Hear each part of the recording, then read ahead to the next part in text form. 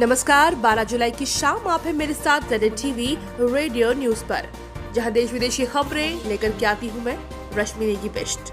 और अब पेश है न्यूज हेडलाइंस। प्रधानमंत्री नरेंद्र मोदी ने कोविड-19 स्थिति की समीक्षा की। कहा, संक्रमण का फैलाव रोकने के लिए लगातार प्रयास जरूरी है। तमिलनाडु सरकार ने इस महीने प्रत्येक रविवार को राज्य में पूर्ण लॉकडाउन लागू करने का फैसला किया। महानायक अमिताभ बच्चन और उनके पुत्र अभिषेक बच्चन कोविड-19 से संक्रमित, दोनों को मुंबई के अस्पताल में भर्ती किया गया। नीति आयोग ने अटल नवाचार मिशन के तहत स्कूली बच्चों के लिए ऐप विकास मॉड्यूल की शुरुआत की। राष्ट्रीय अन्वेषण अभिकरण ने केरल सोना तस्करी मामलों में 2 मुख्य अभियुक्तों को गिरफ्तार किया और उत्तर प्रदेश सरकार ने कुख्यात अपराधी विकास दुबे से संबंधित मामलों की जांच के लिए विशेष जांच दल गठित किया। और अब खबर विस्तार से। प्रधानमंत्री नरेंद्र मोदी ने कल देश में कोविड-19 से उत्पन्न स्थिति और विभिन्न राज्यों की तैयारियों की समीक्षा की। मोदी ने सार्वजनिक स्थलों पर व्यक्तिगत स्वच्छता और सामाजिक अनुशासन बनाए रखने की आवश्यकताओं पर जोर दिया। उन्होंने कहा कि कोविड-19 के बारे में व्यापक जागरूकता पैदा करने और इनके संक्रमण का फैलाव रोकने के प्रयास निरंतर किए जाने चाहिए। प्रधानमंत्री ने कहा कि इस बारे में कोई लापरवाही नहीं बरतनी जानी चाहिए।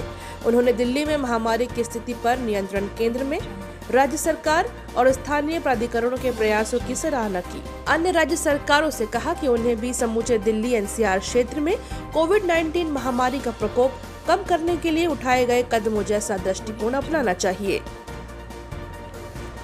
मध्य प्रदेश में पूरे राज्य में प्रत्येक रविवार पूर्णबंदी लागू रहेगी। हालांकि ये आदेश दूध और दवा की दुकानों, अस्पतालों और अन्य आपात सेवाओं के लिए लागू नहीं होंगे। तमिलनाडु में आज रविवार होने के कारण पूर्ण लॉकडाउन है। सार्वजनिक स्थानों पर भीड़भाड़ न हो, इसके लिए आज समूचे राज्य में पूर्णबंदी की गई है। यह इस महीने का लगातार दूसरा रविवार है जब पूरे राज्य में पूर्ण लॉकडाउन है। सरकार ने स्पष्ट किया है कि जुलाई के सभी रविवार को ऐसा किया जाएगा, क्योंकि देखा गया है कि रविवार को बड़ी संख्या में लोग बाहर निकलते हैं, जिस कारण कोविड-19 संक्रमण के बढ़ने का खतरा अधिक है। मदुरई को छोड़कर राज्य में अनलॉक 2 चरण की रियायतें जारी रहेंगी। बॉलीवुड महानायक अमिताभ बच्चन और उनके पुत्र अभिषेक बच्चन को कोविड-19 से संक्रमित पाए जाने के बाद मुंबई के नानावटी अस्पताल में भर्ती कराया गया है। इन दोनों को रैपिड एंटीजन टेस्ट में पॉजिटिव पाया गया। सदी के महानायक अमिताभ बच्चन ने खुद कोरोना वायरस से संक्रमित होने की जानकारी ट्विटर द्वारा देने के बाद समाज के विभिन्न स्तरों में खलबली मची है और सोशल मीडिया के विभिन्न प्लेटफॉर्म के माध्यम से राजनीति, मनोरंजन, खेल जगत जैसे सभी क्षेत्रों की जाने मानी हस्तियों द्वारा उन्हें जल्दी ठीक होने की शुभकामनाएं दी जा रही हैं। अमिताभ बच्चन के बेटे अभिषेक बच्चन भी कोविड पॉजिटिव हैं। उन्होंने भी ट्विटर द्वारा इसकी जानकारी दी है। महाराष्ट्र के स्वास्थ्य मंत्री राजेश टोपे ने कहा कि अमिताभ बच्चन और अभिषेक बच्चन ने एंटीजन टेस्ट किए और वे पॉजिटिव पाए गए। उन्हें सौम्य खांसी और बुखार है और उन्हें मुंबई के नानावटी अस्पताल में भर्ती कराया गया है। टोपे ने कहा कि नानावटी अस्पताल के डॉक्टरों ने दी जानकारी के अनुसार अमिताभ और अभिषेक दोनों की हालत स्थिर है। नीति आयोग ने अटल नवाचार मिशन के तहत देश भर में स्कूली बच्चों के लिए ATL ऐप विकास मॉड्यूल शुरू किया है। ATL ऐप एक निःशुल्क ऑनलाइन पाठ्यक्रम है। 6 परियोजना आधारित शिक्षण मॉड्यूल और ऑनलाइन परामर्श सत्रों के माध्यम से युवा विभिन्न भारतीय भाषाओं में भारतीय ऐप बनाना सीख सकते हैं और अपनी प्रतिभा उजागर कर सकते हैं।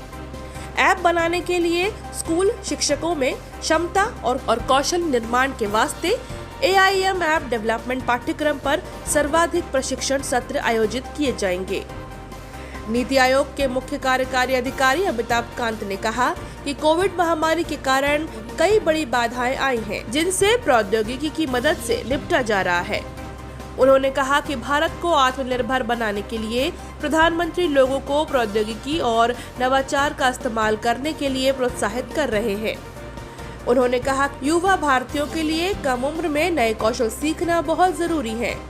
अटल नवाचार मिशन के निदेशक आर रमनन ने कहा, आत्मनिर्भर भारत ऐप इनोवेशन चैलेंज को लेकर स्कूलों और विश्वविद्यालयों के युवा छात्र काफी उत्साहित हैं। राष्ट्रीय अन्वेषण अभिकरण ने केरल सोना तस्करी मामले के मुख्य अभियुक्तों को गिरफ्तार कर लिया है। स्वप्ना प्रभु सुरेश और उनके सहयोगी संदीप नायर को कल शाम बेंगलुरु से गिरफ्तार किया गया। आज उन्हें कोच्चि में राष्ट्रीय अन्वेषण अभिकरण के समक्ष पेश किया जाएगा।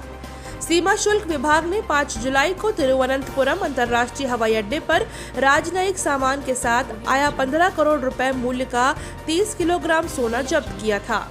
शुक्रवार को इस मामले में सारित कुमार, स्वप्ना सुरेश और संदीप नायर के खिलाफ प्राथमिकी दर्ज की गई थी। इनके खिलाफ गैर कानूनी गतिविधि रोकथाम अधिनियम की विभिन्न धाराओं के तहत मामला दर्ज कर दिया गया है। स्वप्ना सुरेश स्पेस पार्क और केरल राज्य सूचना प्रौद्योगिकी अवसंरचना लिमिटेड में कार्यरत थी। यह सूचना प्रौद्योगिकी विभाग के तहत है। यह विभाग केरल के मुख्यमंत्री के पास है। वंदे मातरम मिशन के तहत कल विभिन्न देशों से 5,746 भारतीयों की स्वदेश वापसी हुई है। ये Sharjah, Bahrain, Muscat, Dubai, Kuala Lumpur, Kyiv, New York, Toronto, Chicago, San Francisco, New York, London, Singapore, Manila और दोहा से स्वदेश लौटे हैं। और उत्तर प्रदेश सरकार ने कुख्यात अपराधी विकास दुबे और उनके सहयोगियों से संबंधित मामले की जांच के लिए विशेष जांच दल गठित किया है। यह जांच दल 31 जुलाई से पहले अपनी रिपोर्ट देगा। अपर मुख्य सचिव संजय भूसरेड्डी के नेतृत्व में गठित विशेष जांच दल में 2 वरिष्ठ पुलिस अधिकारियों, अपर मुख्य सचिव संजय भूसरेड्डी के नेतृत्व में गठित विशेष जांच दल में 2 वरिष्ठ पुलिस अधिकारियों, अपर महानिदेशक हरिराम शर्मा और उप महानिदेशक जे रविंद्र गौड़ को सदस्य के रूप में नियुक्त किया गया है। विशेष जांच दल विकास दुबे मामले की पूरी तरीके से जांच करेगा और उन सवालों का जवाब खोजने की कोशिश करेगा जो विकास दुबे के अधिकारियों के साथ संबंधों, पुलिस और उसके बीच के गठजोड़, उसके काम करने के तरीके, उसके पास मौजूद काले धन और उनकी संपत्ति को लेकर उठ रहे हैं। यह भी जांच की जाएगी कि दुबे और उनके साथियों के खिलाफ गैंगस्टर एक्ट, गुंडा एक्ट और राष्ट्रीय सुरक्षा कानून के तहत की गई शिकायतों के बारे में पुलिस ने अब तक क्या कार्यवाही की थी। विकास दुबे और उनके साथियों के पिछले 1 साल से फोन की बातचीत का रिकॉर्ड भी इस जांच के दायरे में आएगा। सबसे खास बात कि एसआईटी इस बात की भी जांच करेगी कि 2 और 3 जुलाई के दरमियानी रात क्या हुआ था, जब एक पुलिस टीम विकास दुबे के घर पर छापा मारने गई थी और उसके निशाने पर आ गई थी। उस रात पुलिस और विकास के गुर्गों के बीच हुई फायरिंग में 8 पुलिस वाले मारे गए थे। एसआईटी इस बात का पता लगाने की कोशिश करेगी कि क्या विकास दुबे के पास मौजूद असलहे और गोला बारूद की खुफिया जानकारी हासिल करने में पुलिस से कोई चूक हुई थी। उत्तर प्रदेश में कोविड-19 के कारण शुक्रवार रात 10 बजे से लागू 3 दिन की पूर्णबंदी कल सुबह 5 बजे तक जारी रहेगी। इस दौरान सभी कार्यालय, बाजार और अन्य संस्थान बंद रहेंगे, लेकिन सुरक्षित दूरी बनाए रखने की शर्तों के साथ औद्योगिक गतिविधियां जारी हैं। और ये थे अब तक के मुख्य समाचार। हमारे YouTube चैनल से जुड़ने के लिए ZA TV को सब्सक्राइब करें और नए वीडियो सबसे पहले देखने के लिए नीचे दिए गए बेल बटन को प्रेस करना ना भूलें। आज का न्यूज सेगमेंट आपको कैसा लगा हमें कमेंट सेक्शन में जरूर बताएं। साथ ही इसे शेयर भी करें। और अभी दीजिए मुझे इजाजत। कल होंगे रूबरू इसी समय पे आप सभी के साथ। बाकी और खबरों से जुड़ने के लिए लॉगिन करें हमारी वेबसाइट www.zatvnews.com। नमस्कार।